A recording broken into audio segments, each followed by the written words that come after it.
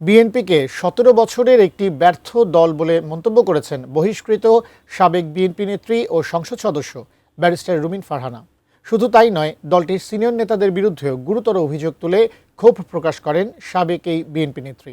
তুলে ধরেন দল থেকে বহিষ্কারের কারণও। বিস্তারিত রিশাম সাহাবের প্রতিবেদন। ত্রয়োদশ জাতীয় সংসদ নির্বাচনে স্বতন্ত্র প্রার্থী হয়ে নির্বাচিত হন রুমিন ফারহানা। বিএনপির সাবেক আন্তর্জাতিক বিষয়ক এই সহসম্পাদক এবার একটি বেসরকারি টেলিভিশনে দেওয়া এক সাক্ষাৎকারে তার সাবেক দলকে নিয়ে করেছেন বিস্ফোরক মন্তব্য। বিএনপির বড় নেতাদের চেয়ে বেশি জনপ্রিয়তার কারণে তিনি দলের ভেতরে টার্গেটে পরিণত হয়েছিলেন, আর এটাই তার বহিষ্কৃত হওয়ার অন্যতম কারণ বলে মনে করেন ব্রাহ্মণবাড়িয়া ২ আসনের স্বতন্ত্র সংসদ সদস্য রুমিন ফারহানা। নতুন বাংলাদেশ গড়তে এলো জুলফিকার স্টিল। জুলফিকার স্টিল, ইস্পাত দৃঢ় অঙ্গীকার। রুমিন ফারহানা বলেন, বিএনপি চেয়ারপারসন বেগম খালেদা জিয়া অসুস্থতা ও কারাবরণের কারণে খালেদা জিয়া যখন রাজনীতি থেকে ক্রমে দূরে সরতে থাকেন, তখন থেকেই তার প্রতি অনেকের বিরূপ মনোভাব তৈরি হচ্ছিল।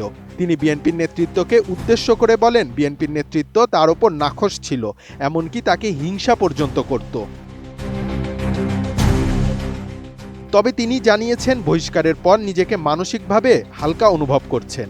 তিনি বলেন, দীর্ঘ ১৭ বছর ধরে একটি ব্যর্থ দলকে ডিফেন্ড করার যে চাপ তার উপর ছিল, তা থেকে তিনি আজ মুক্তি পেয়েছেন। এছাড়া তিনি অভিযোগ করেন, শুধু রাজনৈতিক প্রতিপক্ষই নয়, দলের ভেতরের একটি অংশও তাকে নানাভাবে হেনস্থা করেছে।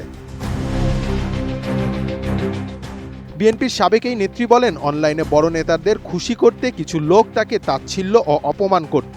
এমনকি আওয়ামী লীগের লোকজনের পাশাপাশি বিএনপির ভেতরের অনলাইন গ্রুপের আক্রমণেরও শিকার হয়েছেন তিনি। সবশেষে তিনি বলেন, এই দল থেকে বের হয়ে তিনি যেন সেই চাপ ও হেনস্থা থেকে মুক্তি পেয়েছেন। এর আগে বিএনপি চেয়ারপারসন খালেদা জিয়া ২০২৫ সালের ৩০ ডিসেম্বর চিকিৎসাধীন অবস্থায় মারা যান। একই দিনে দলের স্থায়ী কমিটির সভায় রুমিন ফারহানাকে বহিষ্কার করা হয়। এরপর তিনি ব্রাহ্মণবাড়িয়া ২ আসন থেকে দলের বিরুদ্ধে প্রার্থী হয়ে নির্বাচনে অংশ নিয়ে জয়লাভ করেছিলেন।